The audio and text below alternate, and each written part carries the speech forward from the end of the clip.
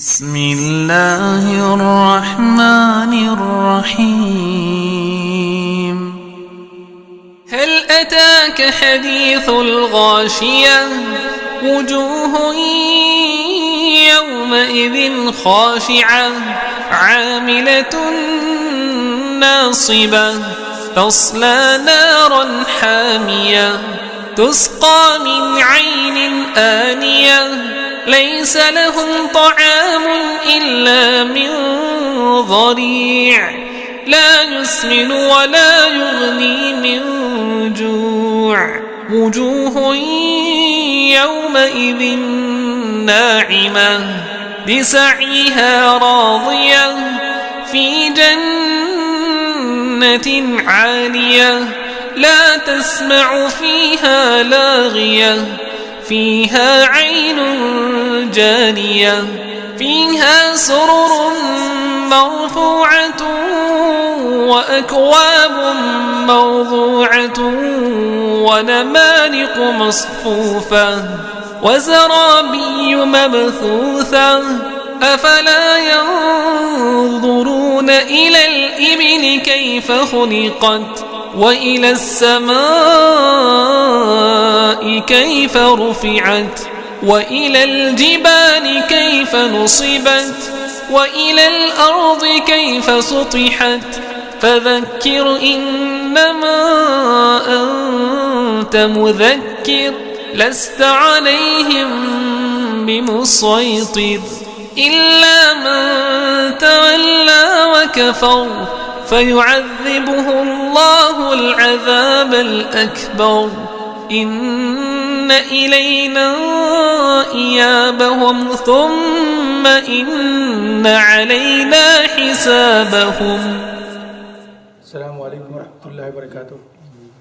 قال الله تبارك وتعالى في الكلام المجيد والفرقان الحميد فأعوذ بالله من الشيطان الرجيم بسم الله الرحمن الرحيم إن الله وملائكته يصلون على النبي يا أيها الذين آمنوا صلوا عليه وسلموا تسليما.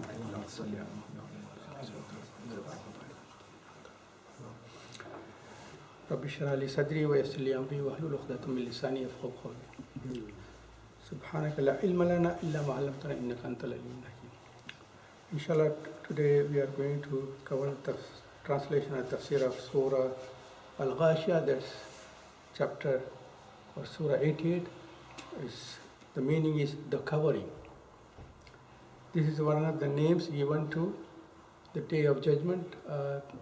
Last time we realized that there are 19 names Allah subhanahu wa ta'ala has mentioned about the Day of Qiyamah. And because it is addressed with so many names, its significance is importance.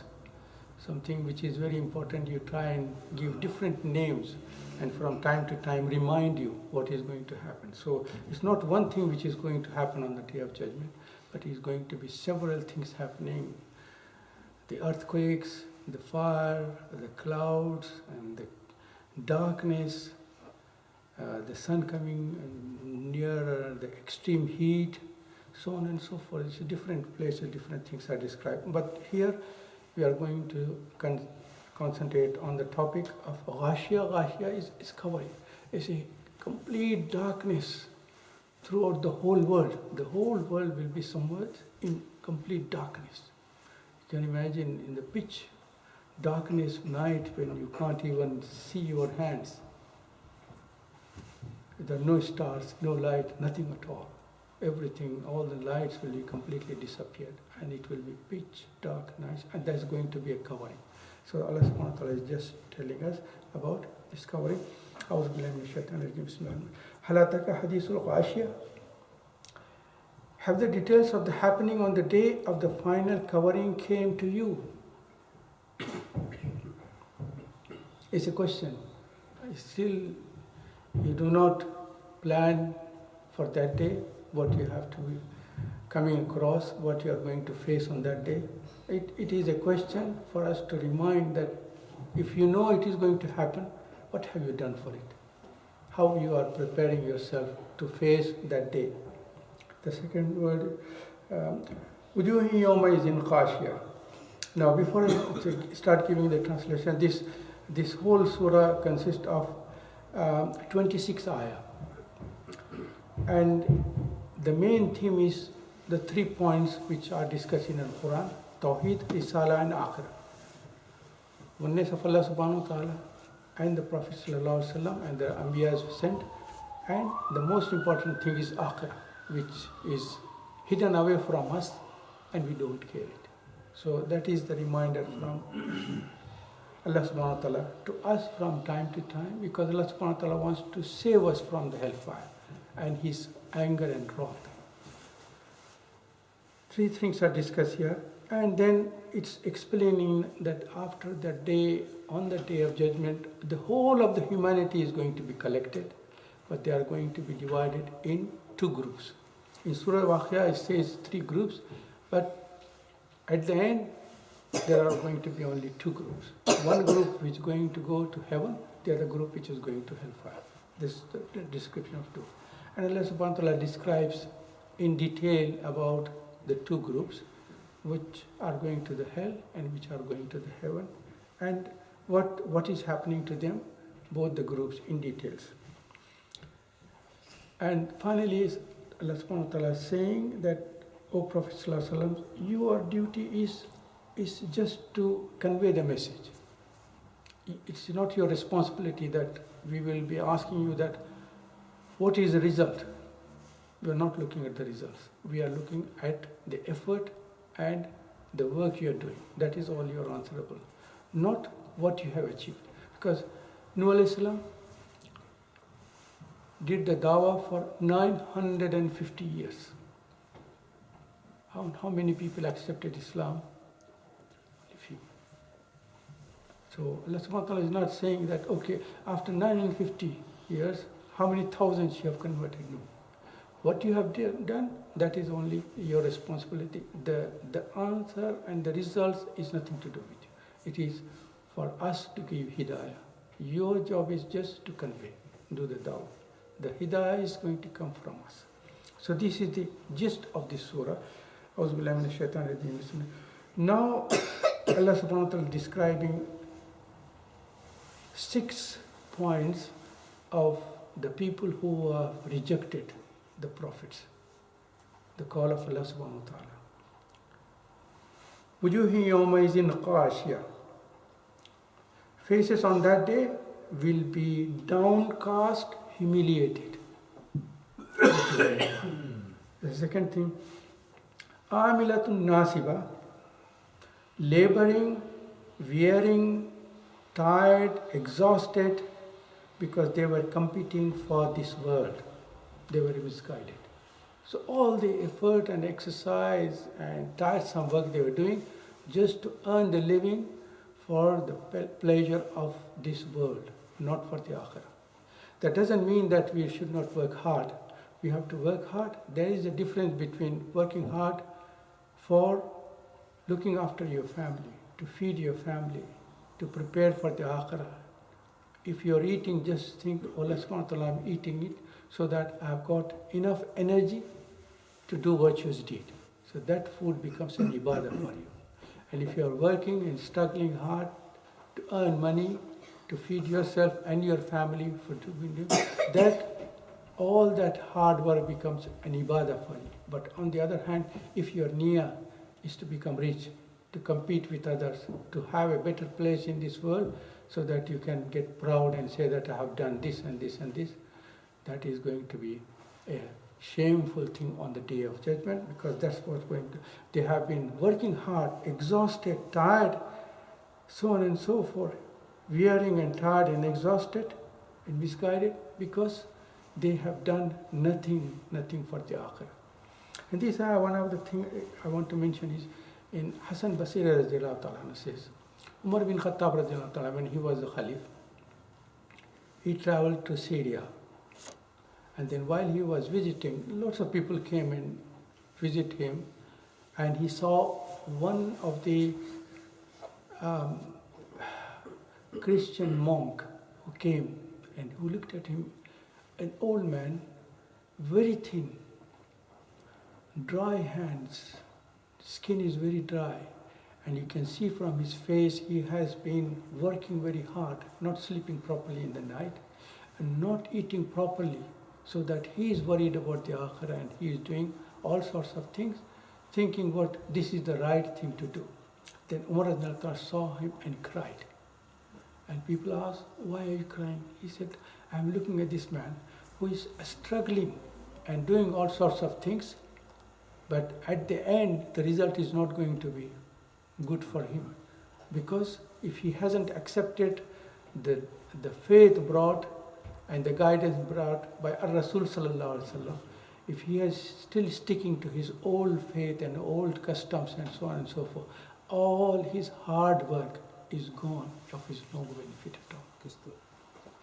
So that's why in Surah Al-Fajr, asking Allah subhanahu wa ta'ala to give us guidance to be the people who have been rewarded, an'amta alayhim, and asking us not to go on the path, ghayril maghdubi alayhim waladdallin, not to be on the path of those people who have earned the wrath of Allah subhanahu wa ta'ala, and also not to be on the path of the people who have completely lost.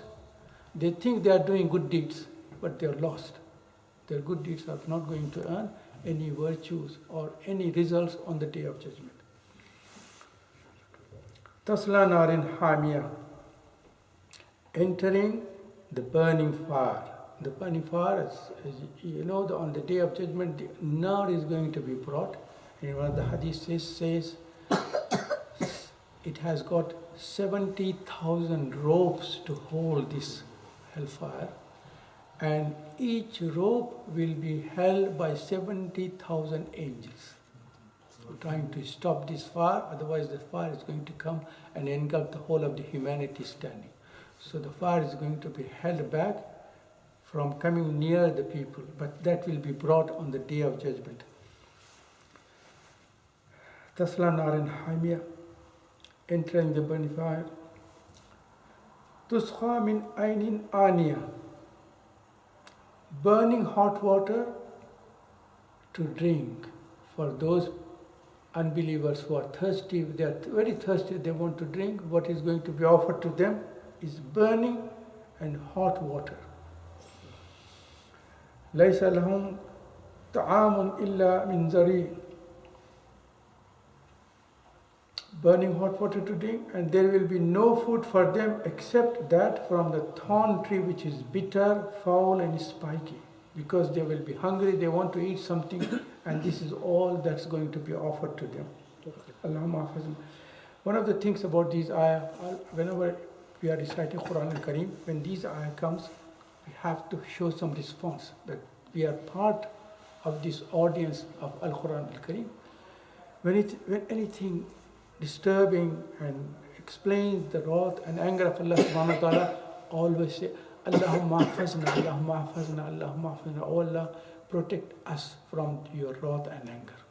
And whenever good things are mentioned about, say, Allahumma ja'alna ma'ahum, Allahumma ja'alna minhum. Oh Allah, please make us one of them, or companions of those good people.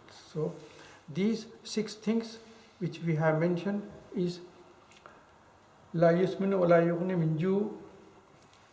It will neither nourish or benefit or clear the thirst or the hunger. So this food and the boiling water and thorny trees or fruits they are going to eat, they will be neither quench their thirst nor fulfill their hunger, and there won't be any benefit from this. What are the benefits? The people get satisfaction, health, and nourishment is there, but nothing. So these 6 points are mentioned about the non-believers. But this is the sunnah of Allah subhanahu wa ta'ala. Whenever He says something about the non-believers, He wants the believers to be pleased and made happy and satisfied. So immediately now, this is the second part. Allah subhanahu wa ta'ala is saying that only one group is standing with his face humiliated, down, and so on and so forth. But on the other hand, there will be a group of believers also standing there. Wujuhin yawmaizin na'ima. Then there are other faces that day will be happy shiny and glittering. Allahumma ja'alna minhum. So whenever these good ayats has mentioned, I ask Allah subhanahu wa ta'ala, make us amongst them.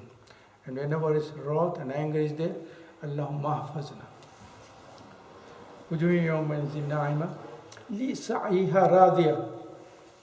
Pleased, satisfies on the account of the effort and struggle they did earlier.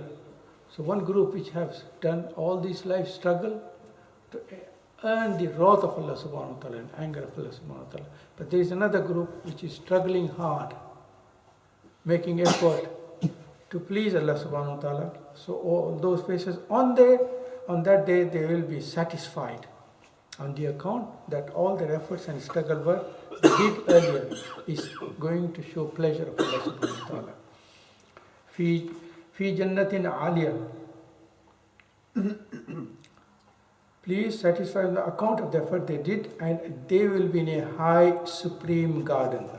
That is Jannah, which we don't know anything about it, only whatever is explained, but we won't be able to understand what Jannah is. That the hadith of Rasulullah said that neither an eye has seen it, not an ear has heard about it, not even your brain or your heart can imagine what Jannah is going to be. So this is beyond our comprehension.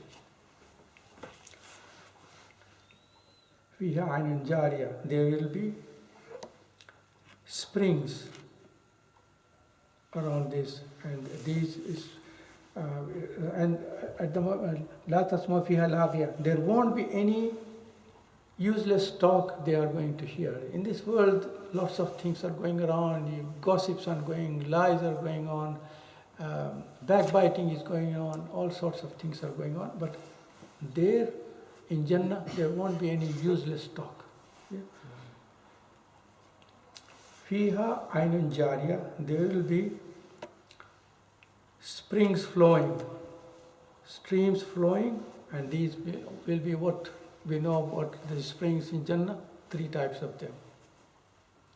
Milk, honey, and the purest wine, which is not going to cause any harmful effect. So these are the springs flowing around. And I explained one time before that these are not going to be flowing under the sand or the covering. These are going to be floating above the surface of the Jannah, not going anywhere out, but in a straight direction. These are going to be flowing. The people of Jannah, they can put their glasses or containers, pick up whatever they want, and they are going to drink it out from it. Fiha sururun marfu'a wa akbabu mawzu'a wa namariqu masfufa wa zarabiyyu mabsusa. These are the 9 points Allah subhanahu wa ta'ala is mentioned about the people who are the believers. Their faces will be happy and shining, glittering. They will be satisfied on the account of the effort what they did. They will be in a high supreme garden where they will not hear useless talk. There will be flowing streams. They will be relaxing on the raised sofas or couches. And in front there will be filled glasses on the tables before them, ready for them to drink. And there will be cushions set in rows, and soft, beautiful carpets spread. You know, when you want to welcome some very important guests, what do? You send red carpet treatment. Soft red carpet is there for them to walk, and this is going to be welcoming from Allah subhanahu wa ta'ala. So this, alhamdulillah. Now after mentioning all these things, Allah subhanahu wa ta'ala is telling the non-believers, look, you don't believe me? So when you get up and travel, just look at the things all around you. And Allah subhanahu wa ta'ala is mentioning 4 things for them to look around and see. أَفَلَا يَنْظُرُونَ إِلَى الْإِبِلِ كَيْفَ خُلِقَتْ. There is a camel in front of you. Do they not see towards the camel? And Allah subhanahu wa ta'ala, how the camel is created. Why Allah subhanahu wa ta'ala chose camel as an animal to inform them? Because in the desert, that was the main animal for them.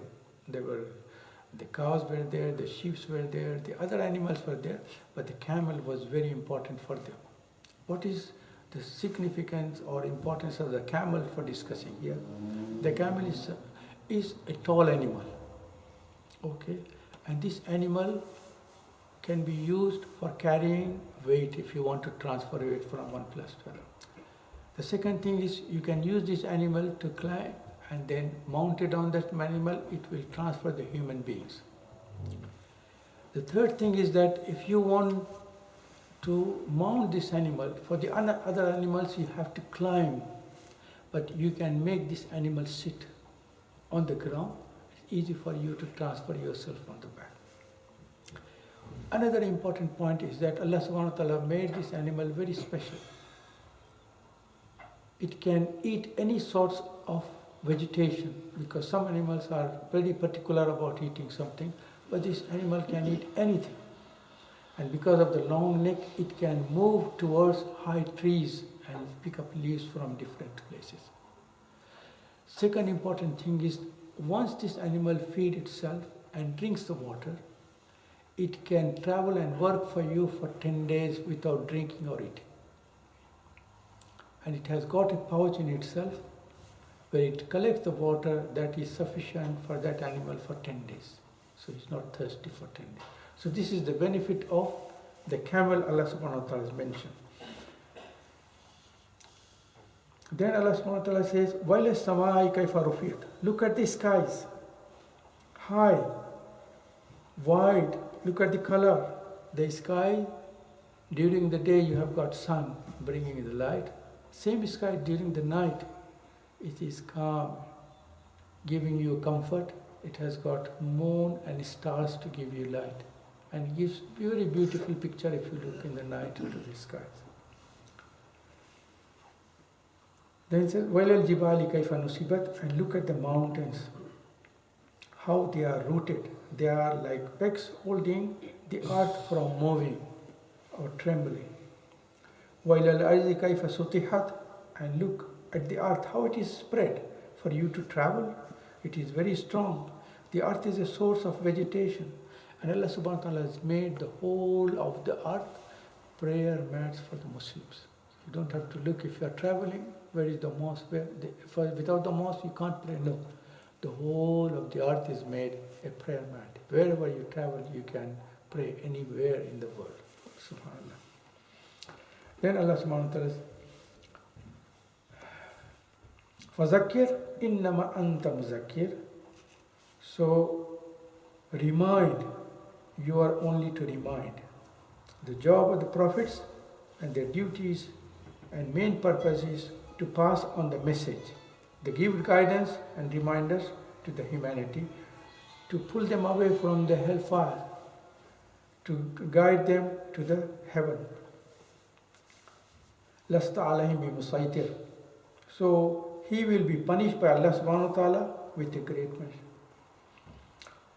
إِلَّا مَنْ تَوَلَّى وَكَفَرْ فَيُعَذِّبُ اللَّهُ الْعَذَابَ الْأَكْبَرَ إِنَّ إِلَيْنَا إِيَابَهُمْ ثُمَّ إِنَّ عَلَيْنَا حِسَابَهُمْ. But one who turns away and does not believe, so he will be punished by Allah subhanahu wa ta'ala with a great punishment. Their return is certainly towards us, then certainly it is on us to take their account. This is the end of the surah. So again, ask Allah subhanahu wa ta'ala, Allahumma ahfazna, Allahumma ahfazna, Allahumma ahfazna, Allahumma ja'alna min al-mu'mineen, wa-shakirin, wa-rashideen. Allah subhanahu wa ta'ala shower His rahmah on us. Ameen. And to save us of the hardship of the Day of Judgment. بسم الله الرحمن الرحيم والفجر وليال عشر والشفع والوتر والليل إذا يسر هل في ذلك قسم لذي حجر ألم تر كيف فعل ربك بعاد إرم ذات العماد التي لم يخلق مثلها في البلاد وثمود الذين جابوا الصخر بالواد وفرعون ذي الأوتاد الذين طغوا في البلاد فأكثروا فيها الفساد فصب عليهم ربك سوط عذاب إن ربك لبالمرصاد فأما الإنسان إذا ما ابتلاه ربه فأكرمه ونعمه فيقول ربي أكرمن وأما إذا ما ابتلاه فقدر عليه رزقه فيقول ربي أهانن كلا بل لا تكرمون اليتيم ولا تحاضون على طعام المسكين وتأكلون التراث أكلا لما وتحبون المال حبا جما كلا إذا دكت الأرض دكا دكا وجاء ربك والملك صفا صفا وجيء يومئذ بجهنم يومئذ يتذكر الإنسان وأنى له الذكرى يقول يا ليتني قدمت لحياتي فيومئذ لا يعذب عذابه أحد ولا يوثق وثاقه أحد يا أيتها النفس المطمئنة ارجعي إلى ربك راضية مرضية فادخلي في عبادي وادخلي جنتي.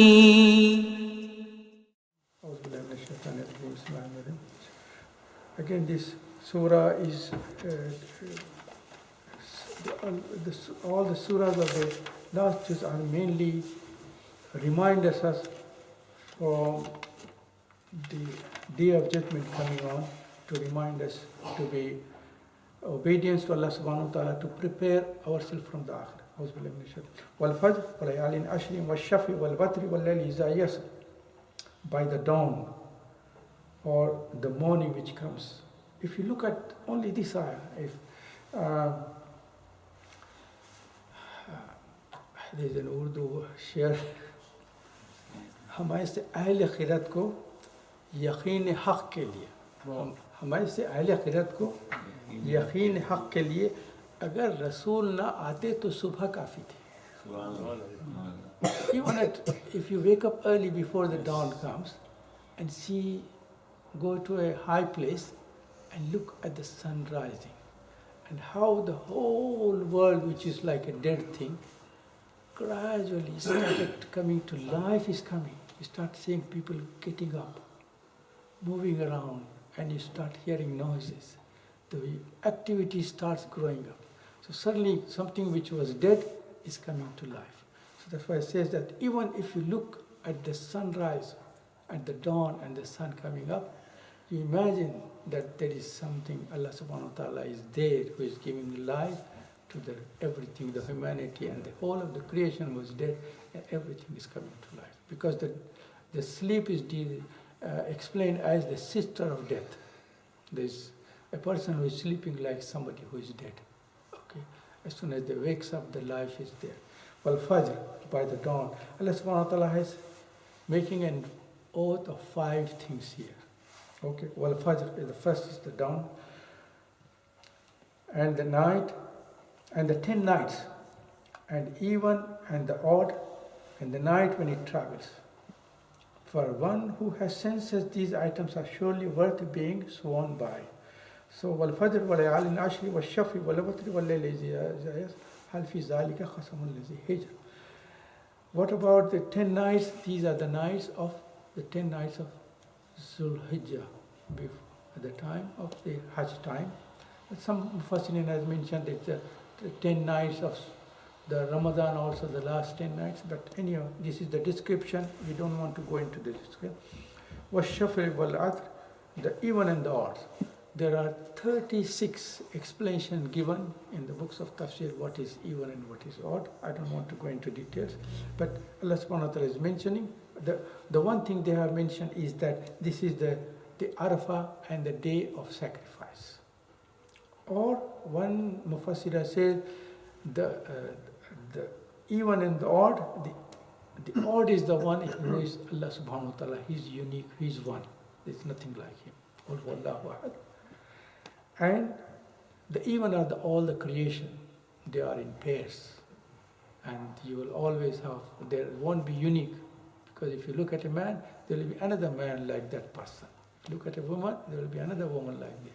If you look at all the creation, if you pick up one creation, there will be another creation exactly like that. So only Allah subhanahu wa ta'ala is unique, the rest of his all is even. And the night which travels, again, the night is traveling, so when the night starts, it travels the first part, the second part, the third part, and the fourth part, and the ends it. هَلْ فِي ذَلِكَ قَسَمٌ لِذِي حِجْرٍ. For one who has sensed, these items are surely worth being sworn in. Alam tara kaifa fa'ala rabbuka bi'ad. Now from Allah subhanahu wa ta'ala is not explaining to the unbelievers that, okay, I'm giving you examples of 3 generations before you and see what happened to them. First is, mention is about Ad, the Qawm Ad, to whom Hud alayhi salam was sent. Ad is after Nuh alayhi salam's son is Sam, his son is Aus, his son is Aram, and the son of the Aram is Ad. The Ad is this 4th generation. You can imagine the flooding destroyed the whole thing, and only the believers are there in the boat. They came and they settled, and in the 4th generation, they stopped being disobedient to Allah subhanahu wa ta'ala, started doing shirk and all sorts of things. So they come into the wrap of shaitan and left Allah subhanahu wa ta'ala. So Hud alayhi salam was sent, start to guide them and so on and so forth, but they didn't listen. But they were very strong people. They built very strong houses and pillars, and they were proud of their strength. They were so strong that they could lift a big, very big, huge stone and can throw at other people who they dislike, and they could kill 50 to 100 people in it. Throwing one stone, can you imagine the strength of that person? So they were very proud of their strength and what they constructed. Alam tara kaifa fa'ala rabbuka bi'ad irama zatil imad allati lam yakhluq misluha fil bilad. So these ayah are relating to Qawm Ad, to whom Hud alayhi salam was sent, and what happened to them. Hud alayhi salam said that, okay, you don't want to believe, then Allah subhanahu wa ta'ala's wrath is going to come. And they used to make jokes to Hud alayhi salam. Okay, if you are telling the truth, come on, bring what is the wrath of Allah subhanahu wa ta'ala. We want to see what he can do to us. I don't think he is going to do anything. We have got the power. We are so powerful, and so on and so forth. Then the wrath came from Allah subhanahu wa ta'ala. 8 days and 7 nights. Huge tornado. On the first glimpse of it, the whole of the community was destroyed. And their bodies were split into pieces. The head and the hands and the feet and the body was torn. It was such a huge tornado. It came, but it could have just destroyed them in 1 minute. But Allah subhanahu wa ta'ala let it go on for 8 days and 7 nights. The next thing Allah subhanahu wa ta'ala says, وَسَمُودُ الَّذِينَ جَابُوا الصَّخْرَ بِالْوَادِ. The second ayat is about the people of Thamud, Qawm Thamud, for whom Salih alayhi salam was sent. And again, they were also proud, they were strong, and they had talents to carve the mountains and make beautiful houses to dwell in.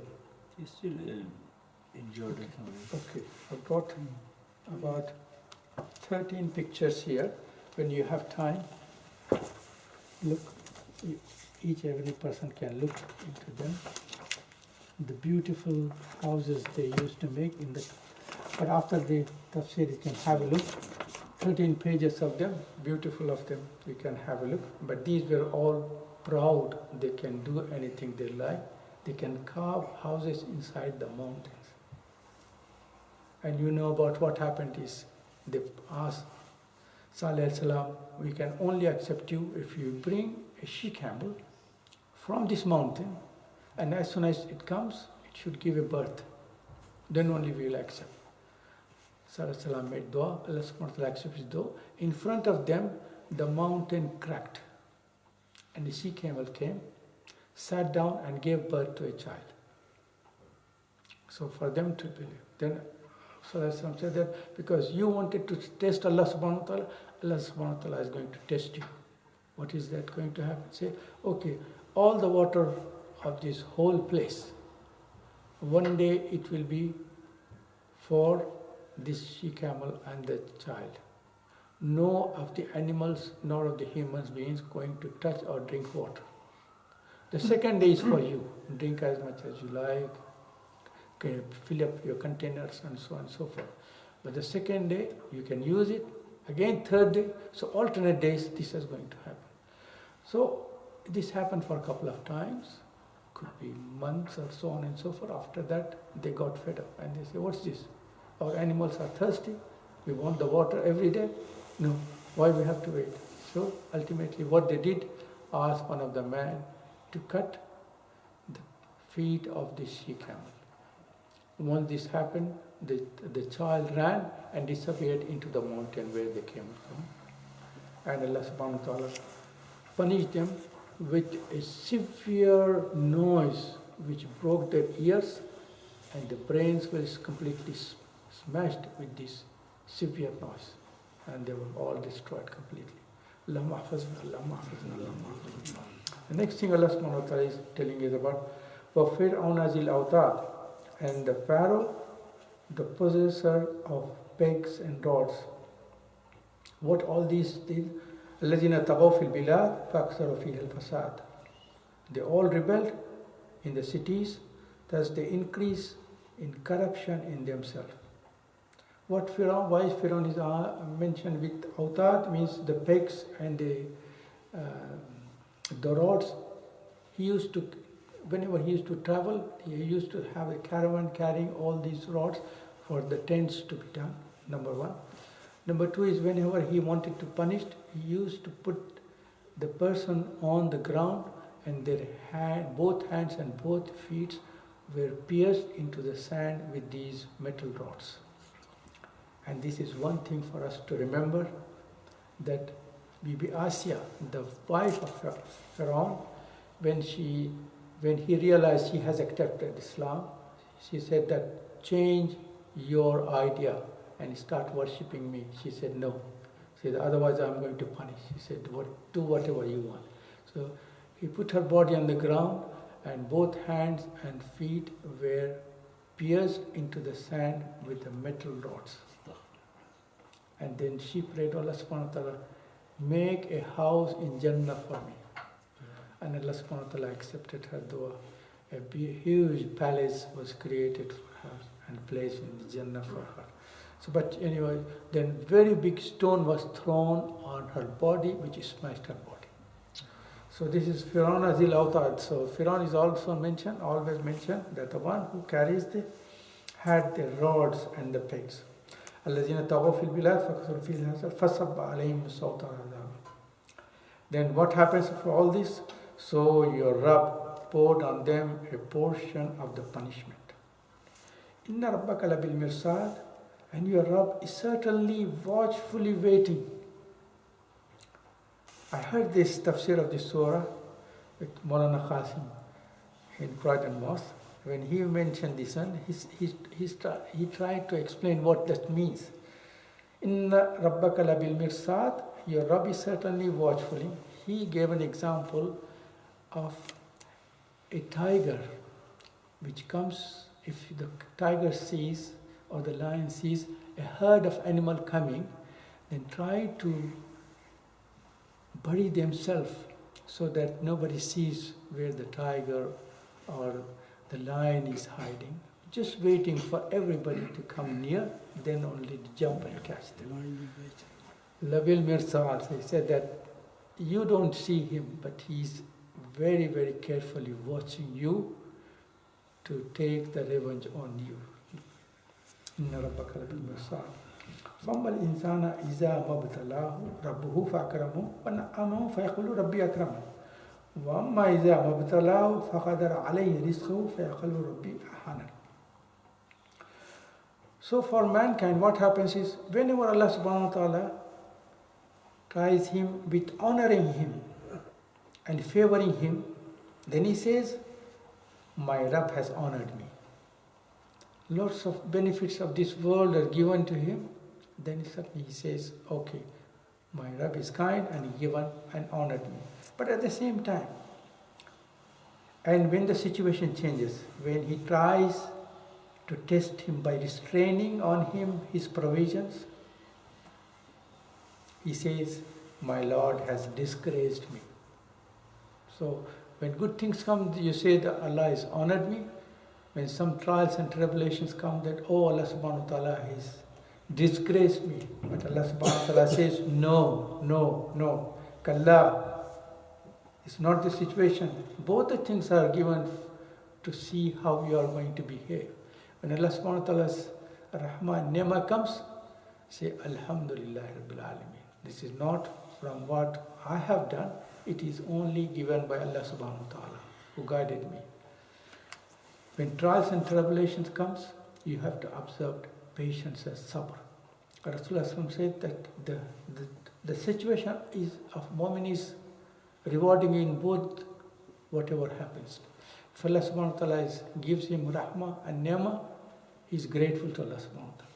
When he is trying and giving him through trials and tribulations, he observes patience and sabr.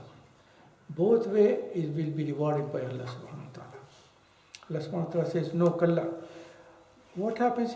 بَلَّا تُكْرِمُنَ الْيَتِيمَ وَلَا تَحَازُنَ عَلَىٰ طَعَامِ الْمِسْكِينِ وَتَأْكُلُونَ التُّرَاثَ أَكْلًا لَمًّا وَتُحِبُّونَ الْمَالَ حُبًّا جَمًّا. Three things are mentioned here. No. But when you see the orphan, you don't honor the orphan. So if you see an orphan, you should honor them, be kind to them, try to help them. Yes? And you do not urge one another on the feeding of the poor. Not only that they don't feed the poor, but somebody else wants to feed, you try to stop them. Why are you wasting money on these poor people? You keep this money, it can be useful for you when time of need comes. Don't spend the money on these poor people or feed them. And you eat of the inheritance and eating greedily. So whatever happens, you take charge. And this is especially in the people who have sisters. When their parents die, the inheritance comes, they try to grasp everything for themselves, not to share with others. Okay? Oh, Allah subhanahu wa ta'ala has given the rights of all these people who have to get the benefit of the inheritance, but it happens, and there are so many examples where the brothers have taken the belongings to themselves. And some of them is mention about one of the incidents. When he was a student, he took some honey and to his teacher said that this honey I have brought it. He said, from where? He said, from my belongings, my garden, and we are zamindar, so we have got so many gardens, and this is honey is collected. He said that, did your father had any sisters? Because in Pakistan it's very, very common. They deprive the sisters from any inheritance. He said, no. He said, have you got any sisters? He said, no. So he said, what about your grandparents? Did they have sisters? He said, I don't know about the grandparents on the other family, but I have given you about 3 generations. Then he smiled and took. He said, I wouldn't have taken it if there were any sisters of your father or so on and so forth, because I know the policy in Pakistan is they deprive the sisters of the inheritance. So this is what is mentioning about. They are so greedy, they are eating everything, not to share with the others. وَتُحِبُّونَ الْمَالَ حُبًّا جَمًّا, and they love the wealth, to store it and keep it, to have the balance, not to share it with others. Not the time comes when it is to be given to the people, not even paying the zakat. He said, no, zakat, why should we pay the zakat? This is our money, we want to keep it. So there are still lots and lots of people, you may not realize, but there are lots of people, there are lots of Muslims who don't pay zakat.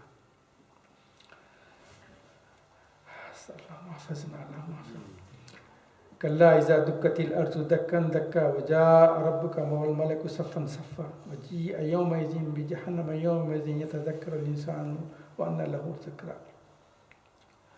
No, when the earth is crushed to level in the level, the whole of the earth is going to be crushed, all the mountains are going to be crushed and made sand and made it in a level.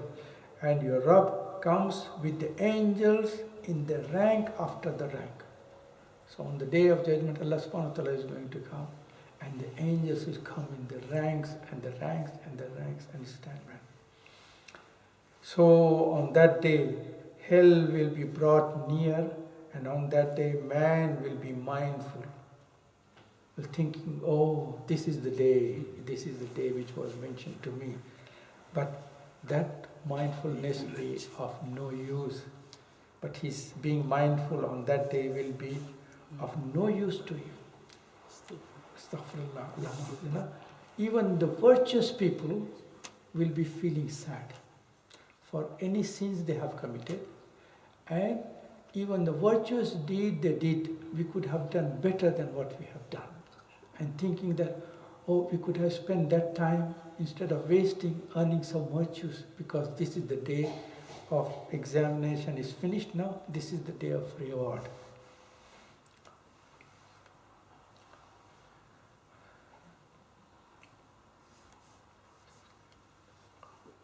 يا ليتني قدمت لي فيومئذ لا يعذب عذابه أحد ولا يوثق وثاقه أحد. And he will say, I wish I had sent some good deeds before for my life after that. So on that day, no one's punishment will be like his punishment, and no one's binding will be like his binding. We always say Allah subhanahu wa ta'ala is Rahman, Kareem, and so on and so forth.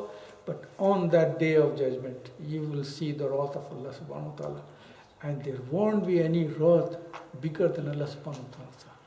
And there won't be any binding bigger than Allah subhanahu wa ta'ala's binding.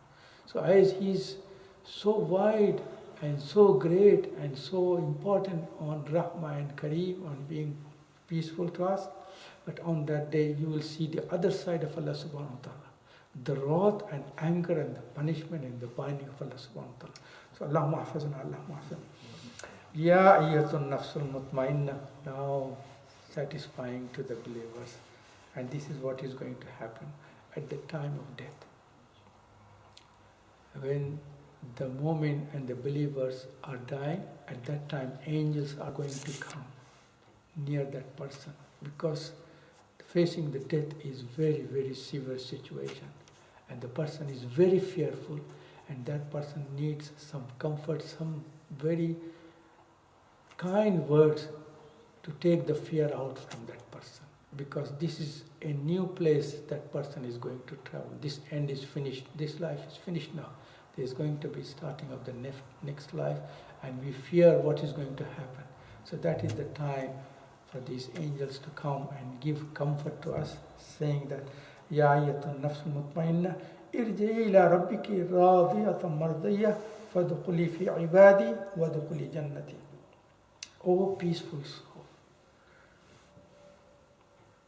return to your Lord, pleased and pleasing. So enter amongst my servant and enter into my gardens. This is something very important for us to remember. The time comes, La tahzan inna Allaha ma'ana. What Allah Rasul said to Abu Bakr Siddiq, that the fear was there when the people are going to look into the cave. La tahzan inna Allaha ma'ana. So the peace and tranquility when Allah subhanahu wa ta'ala is with you. At that time, the angels are going to come and say, don't be fearful of what is going to happen. The one who is receiving one is satisfied with you. So be happy to enter the pleasure of Allah subhanahu wa ta'ala. Whatever hardship you went through in the world, now it is the time has come for your rewards. So Salman Farsi Rajulullah Ta'ala, when suddenly one day he told his wife, can you bring the musk? We have preserved it for a long time. And he went and changed his dress, wear something which was washed. And the wife said, what is so important? He said, there are some visitors coming, so I want to invite them with the perfume. So he put the perfume and he climbed upstairs. There were 2 floors of his house. He climbed upstairs and he laid himself down on that. And after a little while, when the wife went up, she has gone. So this is to receiving the angels coming to you. So ya ayatun nafsul mutmainna irji'i ila rabbiki radiyatan mardiyah fadkhuli fi ibadi wadkhuli jannati. All the fear is gone now. There are 2 things Allah subhanahu wa ta'ala tells the believers at the time of the death, that don't have huzn and khawf. The 2 things. Huzn is the feeling guilty that whatever we have done, what is going to happen. And fear is what is going to happen in future. So something for the past, something for the future. So huzn, Allah subhanahu wa ta'ala, don't be worried about what happened, because we have forgiven your sin. And not only forgiven, but we have changed your sins to good deeds. And then, La khawfun alayhim wa la hum yahzanun. There is no khawf, no fear. Now you are going to be in tranquility and calmness and receiving Allah subhanahu wa ta'ala's praise. So pray to Allah subhanahu wa ta'ala, give us nafs mutmainna. And make our face shining on the day of judgment. And reward us from His rahmah. And make this life to spend each and every hour and second in being obedient to Allah subhanahu wa ta'ala, to follow the footsteps of Rasul sallallahu alaihi wasallam, to please Allah subhanahu wa ta'ala. All our intention should be to please Allah subhanahu wa ta'ala, nothing else. Subhanakallahumma bihamdika nashhadu an la ilaha illa anta nastaghfiruka wa natubu ilayk.